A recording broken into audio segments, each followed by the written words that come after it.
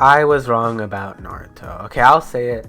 I'll say it. In past videos, I've talked about how I watched Naruto and it wasn't really for me, and I might even insulted it a little, saying it wasn't really that good of an anime or whatever. And people hated me for it.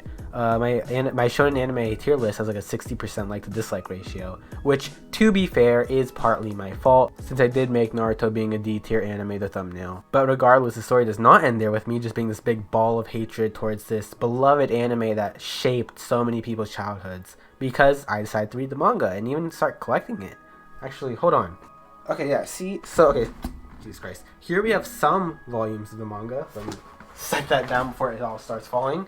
There's not all of them, obviously, but it's a decent chunk of volumes. So I started collecting it like a couple months ago. I don't remember.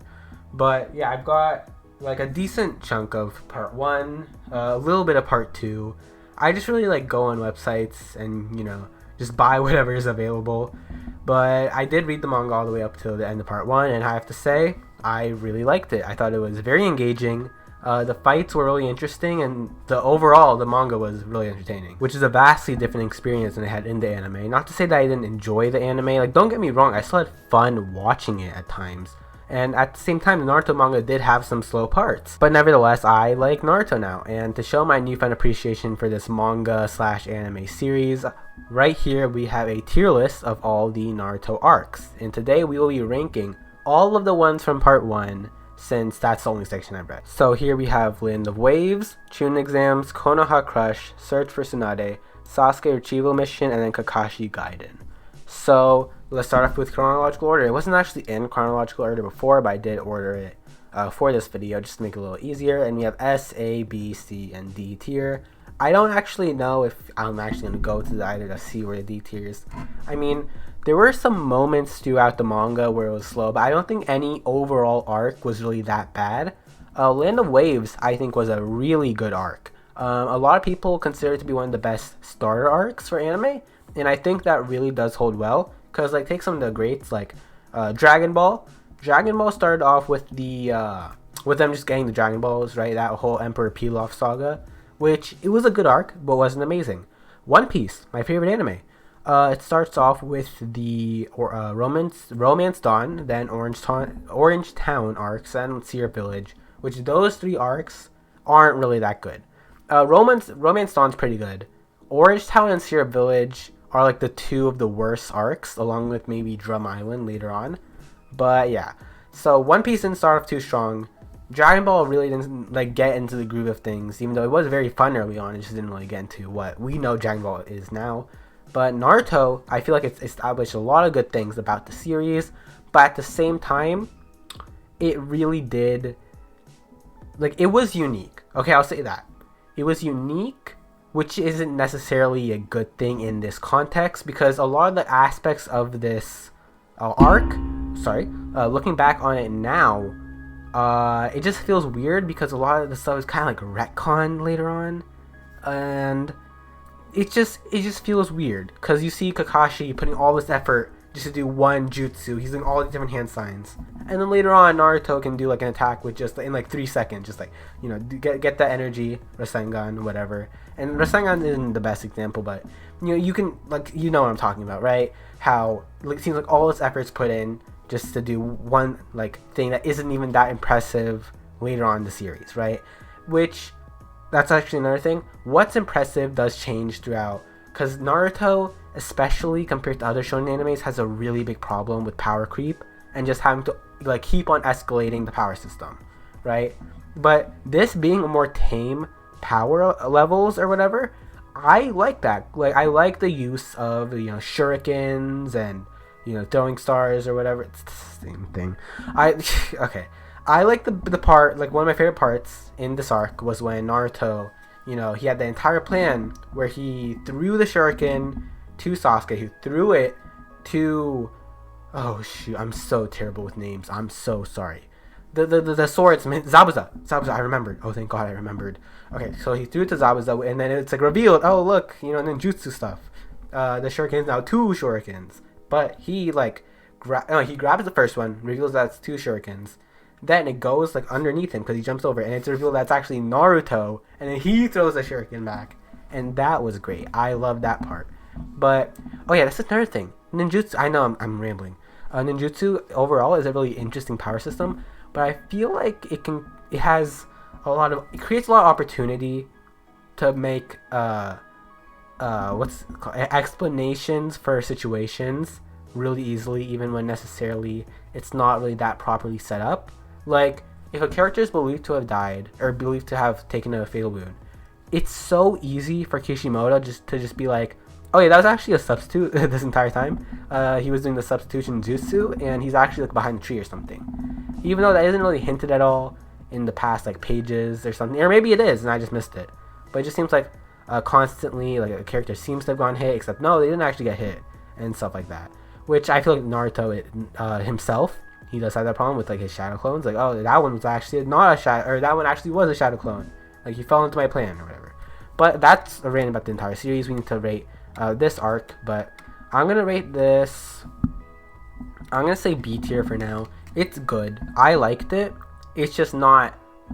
It's a good beginner arc, but it's just not like amazing overall. Next, we have Chunin Exams, which is one of the best arcs that people really seem to hold in high regard, and I'm gonna put it in S tier. I think it does deserve it. The Chunin Exam is such a hard arc to rank though, just because the Chunin Exams itself, like the arc, covers so much more than just like the Chunin Exams, because when you're reading it, it covers like an entire training arc too.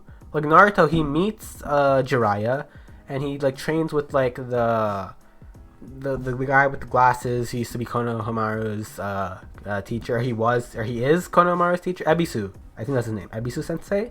He trains with him. He meets Jiraiya. I'm almost certain that all happens during the Chunin Exams arc, because there's like the section between the what's called the preliminaries. What is that? What it's called for the third exam?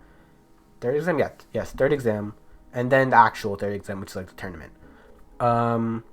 And it's kind of hard to rank, but I think overall it was one of the best arcs in the series, if not the best arc in the series. I loved I think this arc had the strongest battles by far that I've read so far. Cause Naruto versus Neji, that's already a great arc. Naruto versus Kiba, I really like that. Wasn't really a biggest fan of how it ended, with it just being determined by Naruto farting, but what can you do? It was still a very interesting read. Hinata versus Neji, love that. Sakura versus Ino, I also really like that. And what else? Is there any other? Oh yeah, Shikamaru versus. Oh no, well that's later on. Okay, and in the actual tournament, I mentioned Naruto versus Neji. So I guess yeah, Shikamaru versus Temari. Those were all great. I really like that section. The first section was also very interesting to read, because it wasn't really it wasn't battles, but it was still a very entertaining segment. The second second part of the exam, I wasn't really that big of a fan of. I thought it did kind of draw a little bit too much, and it just wasn't really as entertaining. But I still think overall, Chunin Exams, I'm still going to give it an S tier because it was great. Next, we have Konoha Crush. Konoha Crush was an arc I really enjoyed, but also at the same time didn't.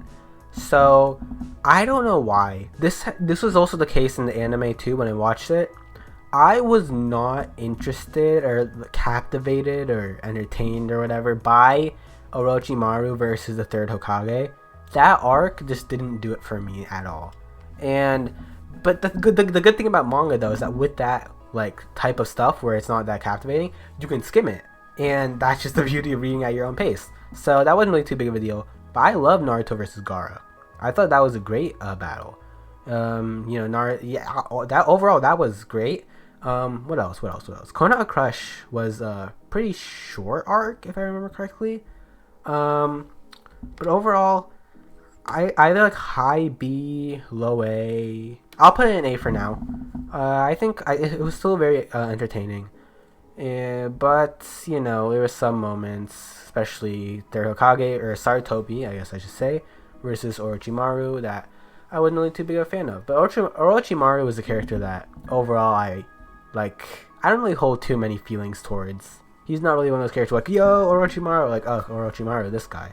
He's just kind of one of those villains that are there, which isn't really that good of an opinion to have towards a main villain, because Orochimaru was like a big deal. Now, although I did watch a little bit of Shippuden, I watched like 200 episodes, I think, and I don't know if he comes back or not, but he got dealt pretty early in a way that I wasn't really too big of a fan of.